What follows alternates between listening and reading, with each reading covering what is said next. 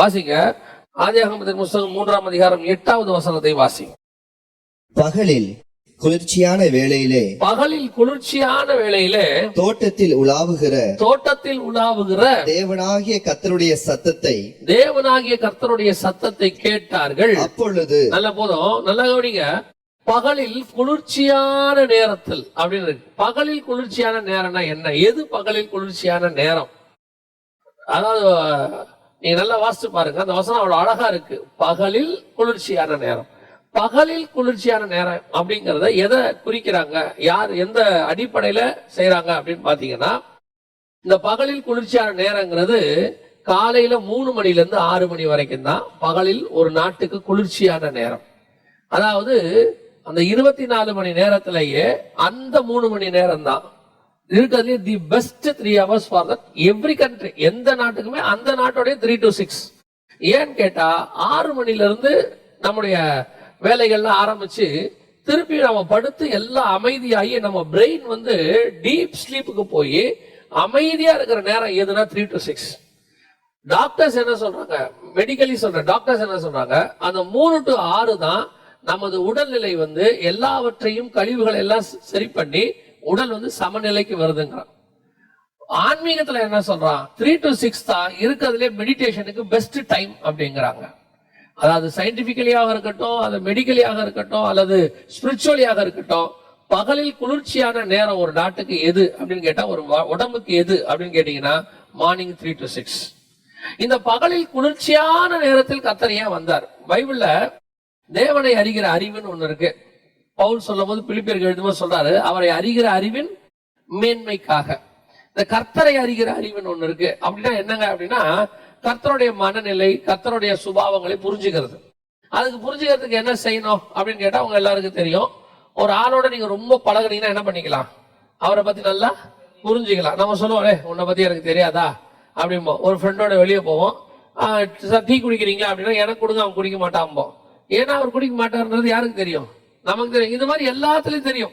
ரொம்ப க்ளோஸ் ஆக ஆக சின்ன சின்ன விஷயத்துல கூட என்ன செய்யும், நமக்கு தெரிய ஆரம்பிச்சிடும். அது குறிப்பா கணவன் மனைவிக்கு ரொம்ப அதிகமாக இருக்கும். ஏன்னா அவங்க கூடவே இருக்கிறதுனால அது தெரியும். அப்போ ஒரு தேவனை அறிகிற அறிவுனா எப்படி வரும்? தேவனை அறிகிற அறிவு எப்படி? நீ தேவனோட எவ்வளவுக்கு எவ்வளவு இருக்கிறீங்களோ அவ்வளவுக்கு அவ்வளவு தேவனோட இருக்கிறதுக்கு எது வழி அப்படின்னா, எவ்வளவுக்கு எவ்வளவு வசனத்தோட இருக்கிறீங்களோ அவ்வளவுக்கு நீங்க தேவனத்தோட இருக்கலாம். அவ்வளவுக்கு தேவனை அறியலாம். இந்த வசனத்தை எவ்வளவுக்கு எவ்வளவு தியானிக்கிறீங்களோ, ஏன்னா தேவனுடைய அன்பு சுபாவம், எப்ப கோவப்படுவாரு, எப்ப அவர் வந்து அமைதியா இருப்பாரு, அத்தனையும் கர்த்தருடைய மன ஓட்டம், கர்த்தருடைய நினைவுகள் எல்லாத்தையும் நீங்க அறிஞ்சுக்க முடியும். எதை வச்சு அறிய முடியும் அப்படின்னு கேட்டீங்கன்னா, வசனத்தை வச்சு அறிய முடியும். ஏன்னா எல்லாத்தையும் அதுல கொடுத்துருக்கு. அதுலதான் இந்த வசனம் இருக்கு, பகலில் குளிர்ச்சியான வேளையில் உலாவும்படி. ஏன் குளிர்ச்சியான வேலைன்னு போடுது அப்படின்னு கேட்டீங்கன்னா, கர்த்தர் வருகிற மனநிலையும் என்ன மூட்ல வராருங்கிறதும் அந்த டைமையும் அவர் வர நேரத்தையும் வச்சு நீங்க என்ன செய்யலாம், கண்டுபிடிச்சுக்கலாம் கர்த்தர் என்ன மைண்ட்ல வராருங்கிறத. இப்போ சோதோமை அழிக்க வந்தாரு. எப்ப வந்தாரு தெரியுமா? வசனம் சொல்லும், பகலில் உஷ்ணமான வேளையில் அப்படின்னு இருக்கும். வாசிங்க அந்த வசனத்தை. பின்பு கர்த்தர் மம்ரேயின் சமபூமியிலே அவனுக்கு தரிசனமானார். அவன் பகலின் உஷ்ண வேளை, ஏன்னா செம்ம சூடு. ஏன் சூடான நேரத்துல வர்றாரு தெரியுமா? கர்த்தர் சோதோமை அழிக்க போறாரு, கோபத்துல இருக்கிறாரு. அந்த கோபத்தை வெளிப்படுத்துறதா பகலில் உஷ்ணமான வேலை. இப்ப எலியாவை பார்க்க வருவாரு 1 ராஜாக்கள் 19 பாத்தீங்கன்னா, பார்க்க வரும்போது அங்க 4 சம்பவம் இருக்கும். முதல்ல கண்மலை விளக்கத்தக்கதான காற்று, அடுத்து பூமி அதிர்ச்சி, அடுத்து பட்சிக்கிற அக்கினி. ஆனா ஒன்னொன்னு கிராஸ் ஆகும் போது வசனம் சொல்லும், அதிலே கர்த்தர் இல்லை, அதிலே கர்த்தர் இல்லை, அதிலே கர்த்தர் இல்லை. அதோட அர்த்தம் என்ன? அவர் அந்த மனநிலையில் இல்லைன்னு அர்த்தம். கடைசியில அவர் மெல்லிய சத்தத்தை கேட்டு, அப்போ என்ன அர்த்தம்? கர்த்தர் இப்ப சாஃப்ட் ஆயிட்டாருன்னு அர்த்தம். இதுதான் கர்த்தரை அறிகிற அறிவு. இது வந்து ஒரு பார்ட் 0.01 மாதிரி. இந்த மாதிரி நிறைய இருக்குது. அப்ப இந்த இடத்துல பகலில் குளிர்ச்சியான வேலை ஏன் வராது தெரியுமா? அவருக்கு தெரியும், நான் செஞ்சுட்டு போன எல்லாத்தையும் ஒருத்தன் கொலாப்ஸ் பண்ணிட்டான் கீழே. சர்வ வல்லமையுள்ள தேவன் தானே, அவருக்கு நல்லா தெரியும்ல. எல்லாத்தையும் ரெடி பண்ணி கொடுத்துட்டு போனேன், ஒருத்தன் என்ன பண்ணிட்டான்.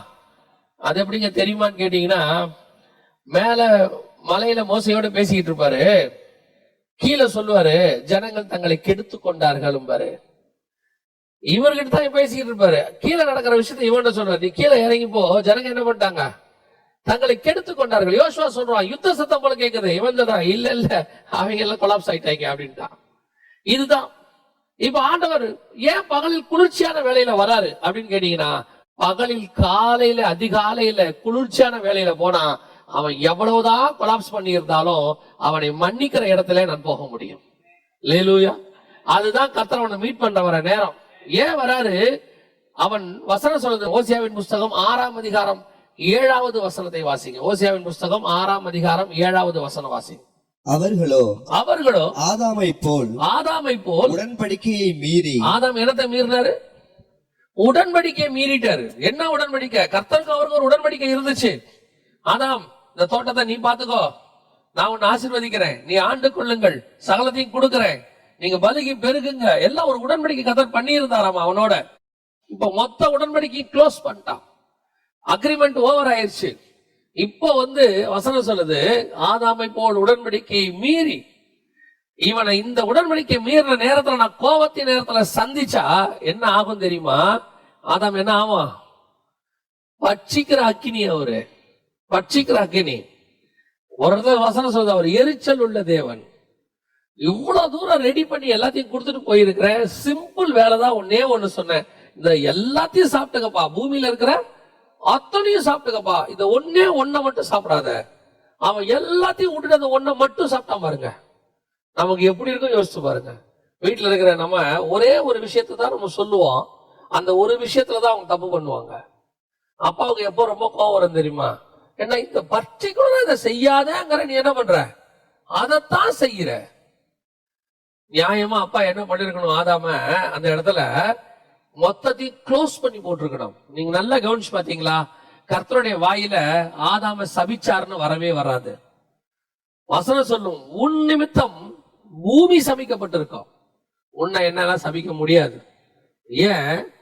நான் பகலில் குளிர்ச்சியான வேலையில உன்னை பார்க்க வந்திருக்கிறேன். இப்ப நான் வந்தது எனக்கு தெரியும், நீ கொலாப்ஸ் பண்ணிட்டேன்னு. இப்ப நான் வந்தது உன்னை சபிக்க வரல, இப்ப நீ பாவம் செஞ்சுட்ட, இந்த பாவத்துக்கு மத்தியில உன்னை எப்படி காப்பாத்தலான்னு நான் வந்திருக்கிறேன். உன்னை அழிக்க நான் வரல. அழிக்க வந்திருந்தா சபிக்கிற பூமியில உன்னை சபிச்சிருப்பனே. நான் காயினை சபிச்ச மாதிரி உன்னை சபிக்கிறதுக்கு எவ்வளவு நேரம் ஆகும்? அவர் காயினை சபிச்சார்ல, அந்த தேவன் தானே. அவர் நினைச்சிருந்தா ஆதாம் என்ன பண்ணலாம்? சபிக்க முடியும். அவர் அவ்வளவு தெளிவா சொல்றாரு, உன் நிமித்தம் பூமி சபிக்கப்பட்டிருக்கும். அவ்வளவுதான். அந்த இடத்துல கூட பாருங்க, கர்த்தர் ஆதாமுக்கு என்னென்ன சொன்னாரோ அத்தனையும் அவன் நன்மைக்கு தான் சொல்லியிருப்பாரு. உனக்கு நெத்தி வேர்வை வரும், நீ உழைச்சி சாப்பிடுவ. காரணம் என்ன? அந்த நெத்தி வேர்வை வந்தாதான் உன் பாடி ஆக்டிவா இருக்கும். நீ சாகிறதுன்னு முடிவாகி போச்சு, ஆனா சாகிற வரைக்கும் நீ நல்லா இருக்கணும், சாகிற வரைக்கும் சந்தோஷமா இருக்கணும். அதுக்கு ஒரே வழி என்ன நடந்ததோ சொல்லி கொடுத்துட்டு போவாரு. ஏன் காலை தோறும் உன்னோட கிருபை புதுதா இருக்கு தெரியுமா? நீ காலையில காத்திருக்கும் போது ஒருவேளை நாம் உடன்படிக்கையை தவறுதலாக மீறி விட்டாலும் கூட, தெரிந்து செய்தாலும் கூட, அவருடைய கிருபை உன்னை என்னையும் பாதுகாக்கிறது.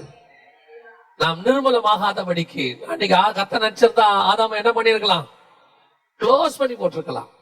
அதுதான் இன்னைக்கு உங்களுக்கு எனக்கும் பெரிய ஆசீர்வாதம். ஏன் காலையில காத்திருக்க சொல்றோம்? தேவ சமூகத்துல எழுந்துறீங்கன்னு சொல்றோம். தேவ சமூகத்துல கர்த்தரோட இருந்து நீங்க பழகிட்டீங்கன்னா, ஒருவேளை நான் சொல்றது நீங்க அப்படி செய்யணும்னு சொல்லல. சம்டைம்ஸ் ஏன்னா விழுந்து போகாதவன்னு எனக்கு தெரிஞ்சு இயேசு கிறிஸ்துவை தவிர உலகத்துல ஒருத்தரும் கிடையாது. ஏதோ ஒரு நிலையில ஏதோ ஒரு இடத்துல ஒரு சின்ன பலகீனம் வருது, நம்ம விழறோம். அந்த விழற நேரத்தில் கூட நம்மை நிர்மூலமாகாமல் பாதுகாக்கிறது அவருடைய கிருபை. அந்த கிருபை நீங்கள் பெற்றுக்கொள்ள வேண்டியதுக்கு காத்திருக்கிற நேரம் எது தெரியுமா? காலை தோறும். ஒவ்வொரு நாளும் நீங்க காலையில காத்திருந்துங்க. அந்த காலையில கர்த்தர் வரும்போது உன்னிடத்துல அநேக காரியங்களை பேசுவார். உன்னுடைய அக்கிரமங்கள் அநீதி அவன் மறைஞ்சு கொள்றான் பாருங்க. அந்த இடத்துல அவன் அத்தி இலையில ஆடையை செஞ்சு போட்டுக்கிறான். இந்த தேவன் என்ன பண்றான் தெரியுமா? அவனுக்கு ஒரு பலி செலுத்தி, ஒரு மிருகத்தை அடித்து, ஒரு தோலுடைய எடுத்து அவனுக்கு போட்டுட்டு அந்த தோலை வச்சு அவனை மூடுறார். இது ஏதோ சாதாரணமா அவனுக்கு ட்ரெஸ் வாங்கி கொடுத்ததுக்கு அர்த்தம் இல்ல, அது உடன்படிக்கை. அவனோடு கூட ஆண்டவர் என்ன செய்யறாரு தெரியுமா? ஒரு பிரமாணத்தை ஏற்படுத்துறார் தோல் உடையில. அதுதான் ஆசாரிப்பு கூடாரத்துல ஆண்டவர் தமசு தோலை போட்டு மூடுனாரு. அதனுடைய அடையாளம் இவன் தான். மாம்சம் ஆசாரிப்பு கூடாரம் மனுஷன், அவன் மேல ஆடையை போட்டு மூடுறாரு, தோலை போட்டு மூடுறாரு. இதெல்லாம் எங்க நடக்குது? கர்த்தருடைய சமூகத்துல காலை தோறும் அவருடைய கிருபை புதிதாக இருக்கிறது. ஒருவேளை நீங்கள் பலவீனப்பட்டிருந்தால், என்ன பண்ணணும்னு தெரியல, எப்படி தேவ சமூகத்துக்கு போகணும்னு தெரியல, பல நேரங்கள்ல நமக்கு ஒரு கில்ட்டினஸ் இருக்குது, செஞ்சிடறோம், பாவத்துல விழுந்துடுறோம். நான் இதுக்கப்புறம் என்ன செய்யறது? சிலருக்கு அதுக்கப்புறம் ஆண்டவர் சமூகத்துக்கு போறதுக்கு அவனுக்கே வெக்கப்படுவான். வெக்கப்பட்டு என்ன பண்ணணும்னா ஆண்டவர்கிட்டே போக மாட்டான். அதுக்கப்புறம் ஜெபம் பண்ண மாட்டாங்க, பைபிள் வாசிக்க மாட்டாங்க, சர்ச்சுக்கு வர மாட்டாங்க. ஏன்னா அவங்க எதனால வரலன்னு சும்மா உட்காந்து பேசுனீங்கன்னா, நான் ஒரு பெரிய பாவம் பண்ணிட்டேங்க, இதோட எப்படிங்க சர்ச்சுக்கு வர்றது? நான் கேட்பேன், சர்ச்சுக்கு வராம வேற எங்க போய் அந்த பாவம் போகும்? சரி, ஆண்டவர்கிட்ட வரலன்னு வச்சுக்கோங்களேன், வேற எங்க போய் அதை தொலைப்பீங்க? அதுதான் யூதாஸுக்கும் பேதுருவுக்கும் இருந்ததான ஒரே வித்தியாசம். செஞ்சாச்சு பாவம், 2 பேரும் செஞ்சாச்சு, தொலைக்கிறதுக்கு ஒரு இடம் தான் இருக்குது. திருப்பி திருப்பி நீ எங்கதான் வரணும்? எத்தனை தடவை விழுந்தாலும் அத்தனை முறையும் உன்னை காப்பாத்துறதுக்கு ஒரு இடம் மட்டும்தான் இருக்கு. அந்த இடம் தேவ சமூகம் மட்டும்தான். ஏன்னா உனக்கு கில்ட்டியா இருக்குதோ என்ன இருக்குதோ, நான் சொல்றேன், வெக்கப்பட்டுக்கிட்டு முகத்தை மூடிக்கிட்டாவது எலியா மாதிரி முன்னாடி நின்றுங்க. அது காப்பாத்தி விட்டுரும். நீங்க அதுக்கு பயந்துகிட்டு வேற எங்கேயாவது போயிட்டீங்கன்னா உங்களை அது காப்பாத்தாது. அது யூதாசை நாண்டு கொண்டு சாகிற மாதிரி உன்னை மரணத்துக்கு நேராக நடத்திரும். காலை தோறும் அவருடைய கிருபை புதிதாக இருக்கிறது.